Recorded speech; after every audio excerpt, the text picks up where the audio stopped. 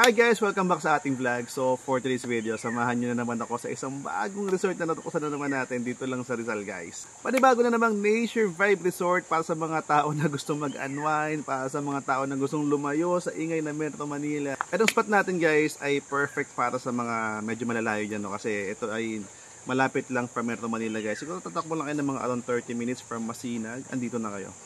And I tell you guys, kapag dating nyo dito, mapifeel nyo agad yung nature kasi kapal pa ng mga puno dito, and as well as napaka-relaxing talaga ng lugar guys. So maya-maya lang ililibot kayo, and as well as i-discuss natin about yung rates, and papakita ko sa inyo yung mga rooms, mga cottages na pwede lang i-offer. Okay? So stay tuned, and I hope tapusin itong video na to, at kung di ka pa nakasubscribe sa ating channel, baka naman.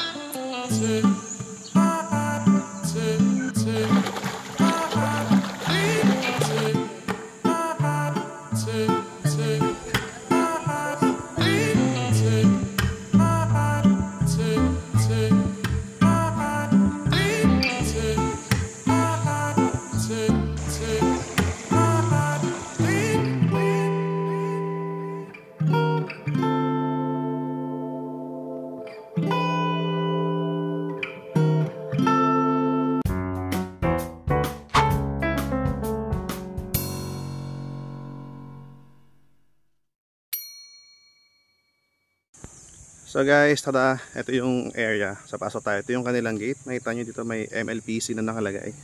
Kaya hindi kayo mahihirapang hanapin tong lugar. Okay? So natin sa pasok tayo. And guys, dito sa loob, yan makikita nyo, pwede kayo mag-park dito. Yan, pwede yung motor dito. Siguro ilang mga sasakyan kasya. Pero don't worry, kasi sa harapan nila, pwede naman doon mag-park. And kung makikita nyo, may space dyan. Nakasya yun yung 4 wheels.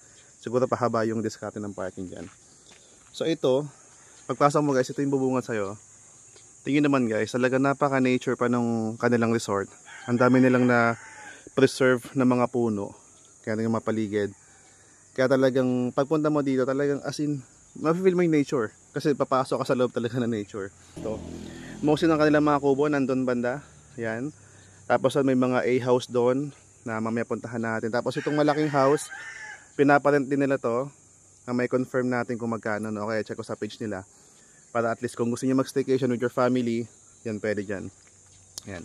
Sige guys, ngayon ikutin muna natin ulit ng isang diretso para may pakita ko sa inyo yung lawak na area. Okay? So dito guys, oh, makita mo napakaganda nung pagkaka-arrange ng mga halaman. Yan, napaka-relaxing sa mata. Parang ang sarap magkape-kape kapag morning. Diba, pag gising mo ganyan yung bubungat sa'yo, kanyang kagagandang mga halaman. Napakaganda ng mga puno. And diretso lang muna tayo. So sa part na to guys, bago tayo magpunta doon sa kanilang swimming pool, etong area na to, ayan, open space siya. Kung may mga activity kayo, pwede nyo gawin dyan. Pero soon, ito ay i-expand nila at gagawa nila ng, I think, swimming pool, no? Panibago swimming pool. Kasi sa ngayon, isa pala yung swimming pool nila. Bali dalawa kasama sa pambata. But sooner or later, ayan, maglalagay dyan silang isa pang swimming pool. But for now, I suggest kung mayroon kayong mga activity, for example, team building, ayan, mga churches or mga companies, pwede ko itong i-suggest na dito nyo gawin yung mga, yung mga games, especially yung mga, alam mo yun, mga team building games. Alam nyo naman yung ibig sabihin, di ba? Ayan, sige, pasyalin muna natin. So right here, so check natin yung swimming pool. So dito ka dadaan. Ito yung access nila patungo sa swimming pool. Ayan. So far, as I said, no, isa pa lang yung swimming pool nila, but sooner or later they will expand at magkakaroon doon ng panibagong swimming pool. But for now, ito muna. Ayan. Ito yung kanilang pool area. Actually guys, magkasama na siya, no. Ito yung pambata, I guess. Tapos ito yung for adult. Malawak din siya. So dito, tignan tayo sa swimming pool. Ito yung view mo. Ayan. Paikot. Actually guys, dito ma-appreciate po yung nature kasi talagang na-maintain nila yung lugar na nature vibe siya. Alam mo, hindi nila sinacrifice na magputol ng puno. Though, may mga part na talagang nilinis na, pero still, yan, madami pang mga puno, kaya you will feel na talaga pang you are in nature kapag dito ka nagpunta sa kanilang resort. Ang daming spot na alam mo yon, Kung gusto mo mag-relax, ang daming spot. Dala ka ng tent, dala ka ng panlatag. Like dyan, oh. Pwede ka maglatag dyan. Picnic with your family, with your friends.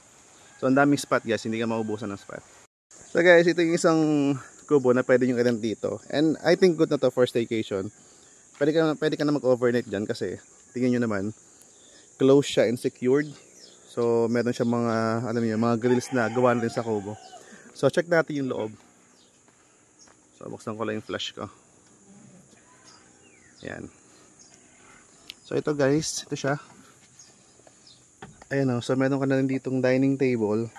So, dito, meron siyang bunk bed na I think kasya ang 2 tao, each bed.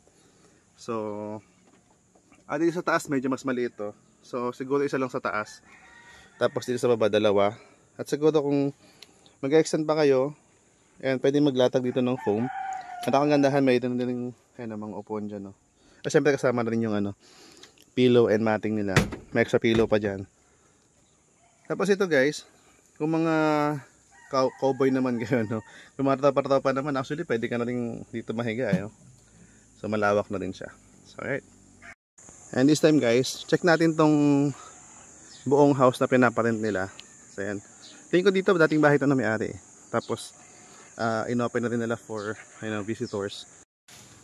So ito guys, itong house na to is inopen na din nila for rental. Actually, before hindi naman talaga siya dapat kasama sa pinaparent. But, since may mga guests na pupunta na may mga kasamang senior citizens, at the same time may mga bata. So, ino-open na din nila to for those na gustong kunin to. So, dito magagamit itong isang kwarto. Ayan. So, meron na kayo itong double deck at the same time. May mga foam din. Itong isa pwede nyo itong ibaba. So, hindi ko na guys pinalinis kasi biglaan yung pagpunta natin dito. Pero kapag i-rent nyo naman to, isaayusin naman nila. No? Ang kagandahan lang dito guys, kapag dito kayo, syempre, malawak yung area nyo. Kaya kung kung madami kayo sa family or barkada, so, pwedeng ito yung kunin nyo. Ayan. Alright guys, so check natin tong kanilang A-house. So, napakakul lang natin, oh, astig. So nga pala, pag nirent nyo yung A-house, itong sa baba, sa inyo na rin yan. So, pwede kayo maglagay ng tent, or kung ano man yung kailangan yung gawin. Pwede kayo mag-set up, siguro kung may dala kayong lutuan. So, pwede din. So, check natin guys. So, ingat lang sa hagdan, kapag aakyat kayo, no? Kung may mga bata, alalayan na lang. Pero ang astig neto guys, kasi napaka probinsya ng style neto. Kapag akit mo, medyo mataas dito. So ito yung view mo. Oh, talagang nature na nature pa talaga guys. Talagang daming puno. Ang sarap gumising. Especially ito kung kaya na siguro mas maaga-aga. So, let's say mga 5:30 tapos tatayo ka lang dito. And you have your coffee. So napaka-astig niyan. Check natin yung loob. Ayan. So ito yung loob guys. Ay, actually malawak siya. Yan, 2 bed. So, nasa nakikita ko guys, 4, kayang-kaya nito. Tapos dito mayroon kang bintana. Yan, may view ka sa labas. Ang sarap lang, oh. O, higa-higa ka dito. And then, yan. I think sobrang lamig nito, especially kapag gabi. Kasi mapuno yung paligid. Yan. So, tara, baba tayo. Check pa natin yung iba. So, dito guys, careful lang kapag bababa. Kasi medyo matarik siya. So, bali guys, yung nakikita kong A-house dito ay 4. So, dito yung 2 sa kabila. Akit lang tayo.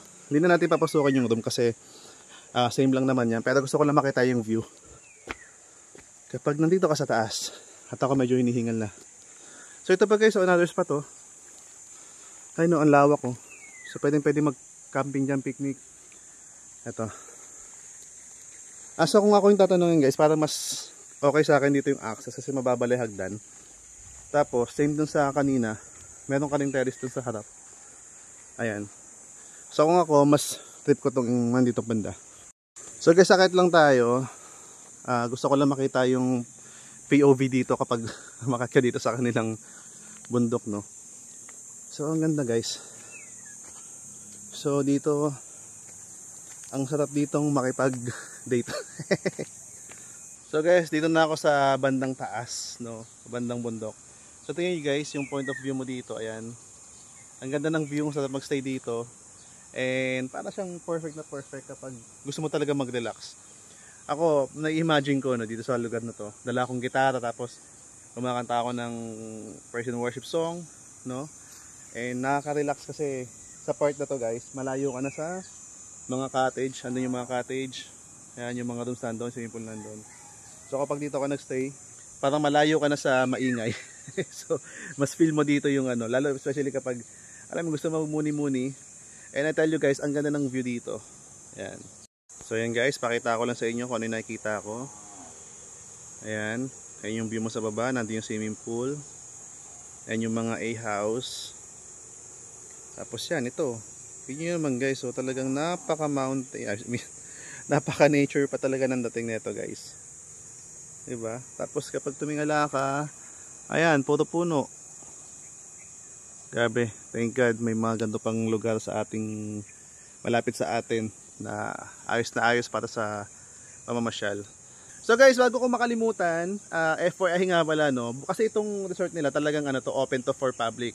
Yung tipo mag-entrance fee ka, tapos hanap ka ng cottage or kubo na available, tapos doon ka mag-i-stay. Pero kapag gusto nyong i-private itong buong area, pwede rin. So mamaya i-check natin yung rates nila, ipa-flash ko na lang. So pwede mo siyang i-rent yung buong area, at ito yung rates nila guys kapag ni-rent mo. Kumbaga private na to para sa inyo. So parang ano siya guys, pwede mong private, pwede ka rin mag-walking. For example, ang kukunin mo isang room lang, so pwede yon. At pwede rin naman na buong area. So okay siya for team building, mga church outing, no, kaya kung malaking family niyo, isang angkan kayo, pwede rin dito. And nung Sabado yata yon, meron daw dito nag-outing na church na yun niya, private nila tong buong area. At ang ginawa nila, naglatag sila ng mga tent doon sa open field, doon sa open area na puro mga damuhan, doon sila naglagay ng mga tent. Kaya na-imagine ko, cool na cool. So balik tayo sa full area nila. And ipapakita ko lang sa inyo yung mga open cottages dito. Actually nadaanan naman na natin kanina. Ayan. Ito nga pala guys, ang ganda ng spot na to. Ayan. Diyan ako nag-intro kanina. So very good vibe dyan. Especially kanina nung maaga pa. Ayan. So ito may mga ilan silang open cottages dito. Ayan. Mga table. So 4 na table yan na pinaparent nila. At itong taas, puntahan natin. Ito medyo malaki-laki din to. I think ito yung for malaking grupo. Ito yung view mo dito habang alakad ka. Ayan. So ito, malaki to. Itong area na to. At the same time, nandun yung video okay. Ayan. So parang ganda ng tunog ng ano dito kasi nakasurround yung speaker nila guys. So 4 na speaker yan. At dito may open area din. Ayan, na gusto din kapag may mga activity kayo.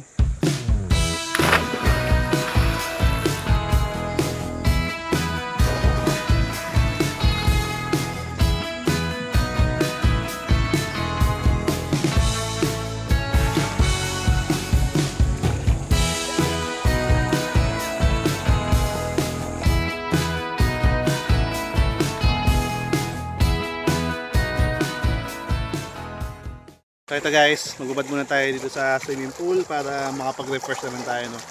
So ito guys, yung kanilang pool area. Yan. Nga pala guys, yung swimming pool nila dito guys, isa pa lang. Bali dalawa, ito yung pambata. Tapos sa baba ko yung pang-adult. Yan. Pero pag pupunta kayo dito guys, don't worry. Kasi kahit isa lang yung swimming pool nila guys, itong area nila, hindi nila hinahayaan na mag-overcrowded. So parang, in other words, meron silang crowd limit. Guys, for any inquiry, i-message nyo lang yung kanilang FB page. Ayan. So may mga question kayo na hindi natin nasagot sa vlog o hindi natin nadaanan sa vlog, i-message nyo lang yan para at least masagot yung mga inquiry nyo. Alright, thanks!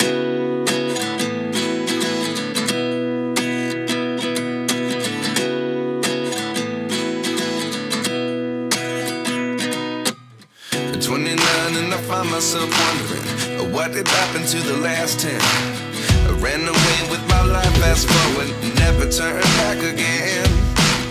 It's kind of funny that the more we pass time, the more we need to set them rewind. And 19 was the year I had to leave you, but now I'm seeing all the signs. Is this really happening? I can't believe it's true. I'm just as surprised as you. Is this really happening? I can't be too sure, but one day I'll be yours.